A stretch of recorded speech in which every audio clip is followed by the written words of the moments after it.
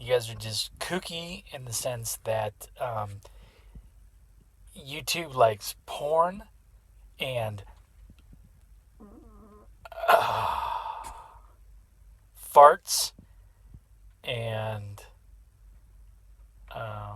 sex tapes and burping, I'm sure. I ain't got that one going on. I might be able to find it later, though. That's for sure. But the gas, for shizzle. And was there? Oh, music. So it's like, it's just one of those things. It's like the two things that I had two videos that were both on porn topics. Not skyrocket, but had almost 100 hits in an hour. And then all of them have subsided after that. And then the fart video. So it's like farts and my farting roommate surpassed a few of the other videos that started earlier than them.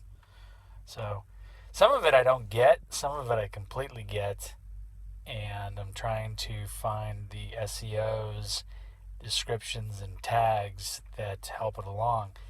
But I have not found it. And I also had somebody, I don't know if they're trolling me or whatever, but they want to hear descriptive stories about the girls from Linden Drive, the first college party house that we were in. And even when I was there, it's like I've never been one to kiss and tell explicitly. But what I can say is we had a ton of girls come through. And I may tell some stories, but I'm not sure how to play some of this stuff because, like, Small's name I have to use because it's so indicative for him having a large member and having the last name like that. But everybody else, it's like I may use fictitious names or fictitious last names or something like that. Mike's dad, I found out, was like the mayor of Clayton Valley. I didn't find this out until 20 years after we became friends. I knew his dad was the president of the real estate board. But it was one of those things, it's like, I've never been one with, like, a little bit, but it's one of those things, it's like, I would rather not know what you do and just treat you as an individual in person. But it's funny, like 20, 25 years later, I see somebody from the wrestling team in San Francisco that knew Mike, and I mentioned him, and he goes, oh yeah, his dad was, the mayor of our town. I was like, no, I think it's a different dude that we're speaking about. And he goes, no, I think we're talking about the same guy. Oh, I just, another fart. God darn it. So anyways, what I'm saying is a lot of times you don't know things. Mike never pushed the fact that his dad was kind of predominant in the field of real estate. He was actually an instructor at DVC. And Mike, same thing. I didn't know until 25 years later. He had his sales license the whole time we were together hanging out, and I never knew it. And I knew his dad was big in the real estate market, but it's like I didn't know Mike actually had his license. And I wish truthfully, I wish I had actually, because I had some money. My mom passed away when I was 17. I had a little bit of money coming into, and that's why I went to college. I never thought that I never prepped for it, never prepared, never thought I was going to be that. I thought I was going to be a blue collar guy, and I went to a trade school in high school, and then at the end of it thought, like, this isn't for me. But it was one of those things that I wish I had known Mike actually had a sales license and bought the Linden house because it was up for sale as we were moving out.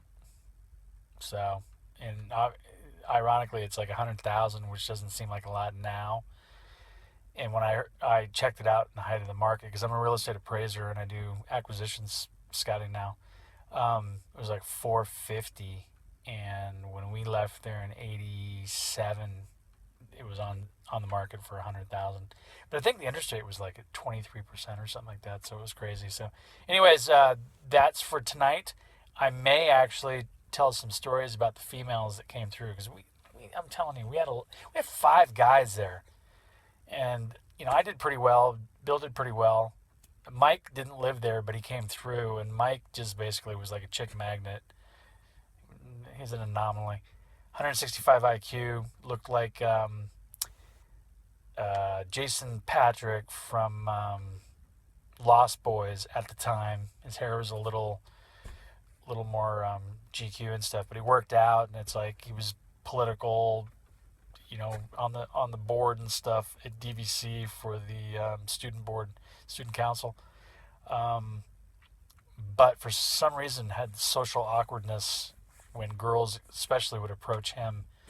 But I'm going to do a video on Eric. I'm going to do a video on Bill. I'm going to do a video on Mike. I'm going to do a video on Eddie Shelton. I'm going to do a video on Stuart. Do a video on myself. And then do a video on Jose, Joe, Susie. Dave was a guy that came through and had the pink room for that summer, the first summer we were there. He was older than us, and he wound up stiffing us on rent or bills or something. He wasn't a very cool guy in the end, and we wound up giving him a place to stay when he was in a pinch. And he kind of screwed us. So, but there was a lot of people that came through, but basically it was like those are the people that stayed there. And I'm trying to think. Oh, there was a girl named Ronnie from Clayton Valley that was kind of a punk rock girl that stayed on a bed in our living room for like 2 or 3 months or something like that. So, but there was a lot of, good and fun, and because we were young too, and we're also pushing our own boundaries coming into the house. So, anyways, that's 7 minutes. I'm going to probably do individual essays on each person or exposés, and then I want to do expose on my buddy. He just did an album, and he just did a music video, not a music video, but like a guitar lesson video on some of his songs. I'd like to do an expose on him, my buddy's book that I'm actually one of the characters. He's got a trilogy. I don't know if I'm in all 3, but I'm definitely in the first one. And then, what was the third? I have one other thing that, there's a porn girl that I was going to talk to about maybe doing an expose. But anyways, that's some precursors of stuff coming down the line. So happy Friday into Saturday, and we'll talk to you later.